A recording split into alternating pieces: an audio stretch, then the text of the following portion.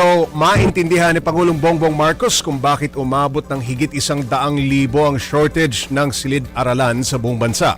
Kaya plano itong pagtuunan ng pansin ng pamahalaan sa pamamagitan ng nationwide classroom building. Para bigyan ng mukha ang balita, Mobile Journal Julie Baiza. As of December of last year, we have a classroom shortage that amounts to a stunning 145,000 units. How we have allowed this to become such a bad situation, I cannot understand. Pahayag ito ni PBBM kasabay ng paglagda ng kasunduan ng Department of Education at mga gobernador sa bansa para sa nationwide classroom building. Sabi ng Pangulo, dahil sa kakulangan ng silid-aralan, may mga eskwelahang shifting na ang klase at may ibang kinailangang gumamit ng ibang pasilidad para sa pagtuturo. Dahil sa kakulangan ng silid-aralan, gumagawa tayo ng ilang shift na pasok para sa mga estudyante. Kaya yung iba madaling araw nang papasok at yung iba naman gabing-gabi na. At saka pa lang lalabas sa eskwela. Nandyan na rin ay mga mag-aaral na nagkaklase sa mga basketball court o kuminsan sa ilalim lang ng puno. Dahil sa nilagdaang kasunduan, umaasa ang Pangulo na hindi na ito mangyayari. Kumpiyansa rin siya na wala ng ghost at substandard projects. Sa ilalim kasi nito, ang DepEd ang maglalabas ng pondo pero ang lokal na pamahalaan ang magpapatupad ng plano at konstruksyon nito. Sa ibang usapin, bumuelta ang palasyo kaugnay ng inilabas na larawan at pahayag ni dating presidential spokesperson Harry Roque na may colostomy bag umano ang Pangulo. Fake news peddler daw si Roque.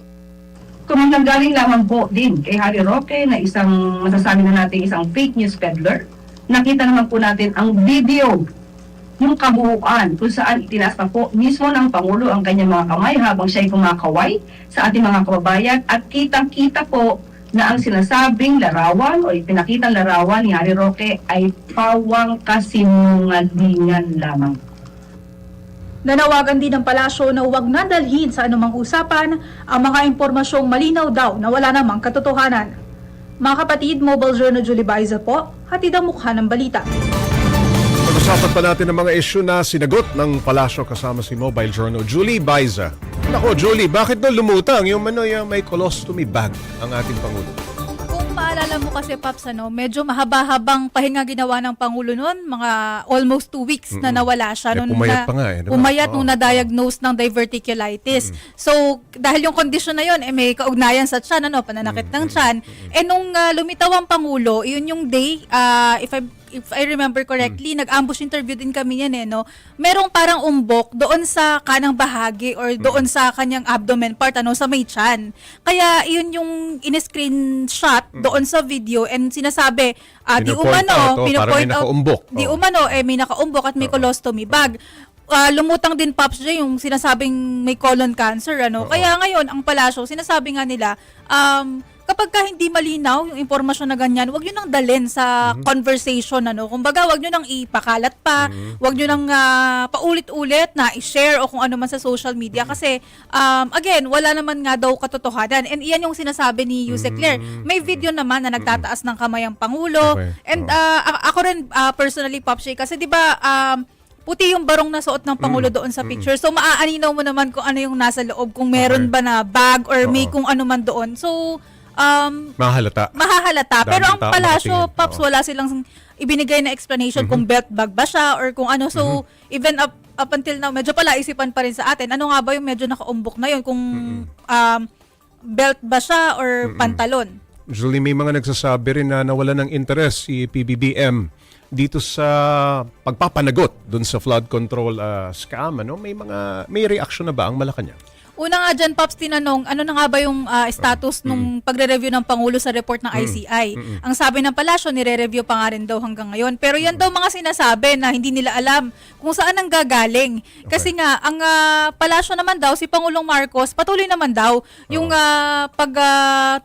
yung pagtukoy sa mga nasa likod nga ng maanumalyang flood control projects. Kaya nga lang, Pops J, talagang kinakailangan din daw ngayon na bigyang pansin yung ekonomiya kasi yan nga yung sinasabi nilang naapektuhan din nung isinampang mga impeachment complaints na merong mga negosyante na kumbaga parang nagdadalawang isip or nagkaroon ng pangamba sa estado ng ekonomiya natin. Pero kahit na tinututukan ng ekonomiya, hindi pa rin naman daw nawawala yung tutok doon sa mga maanumalyang flood control projects. Okay, Julie, sa issue naman ng classroom shortage na hindi raw maintindihan ni Pangulong Marcos, ano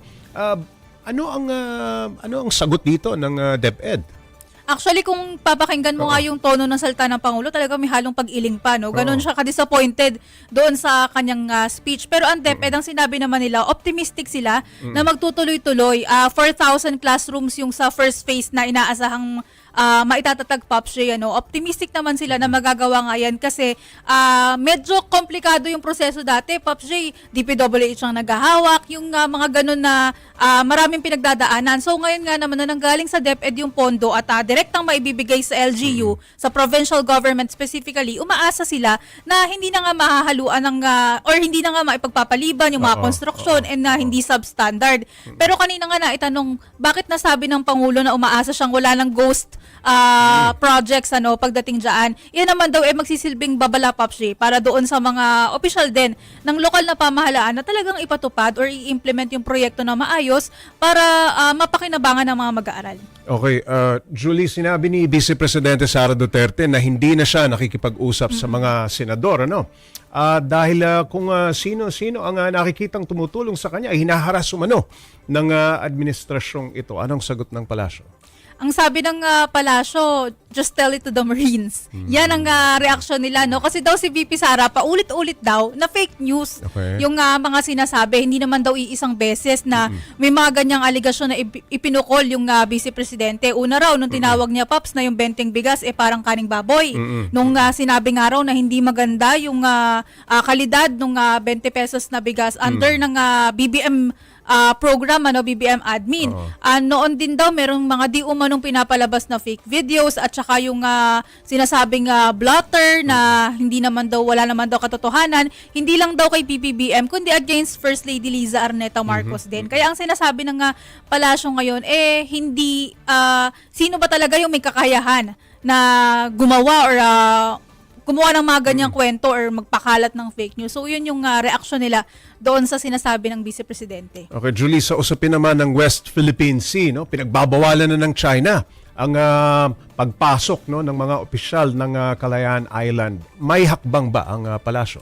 Mainit nga, Pops, yung usapin ng China. Alos kanina, ito rin yung naging ikot nung press briefing namin.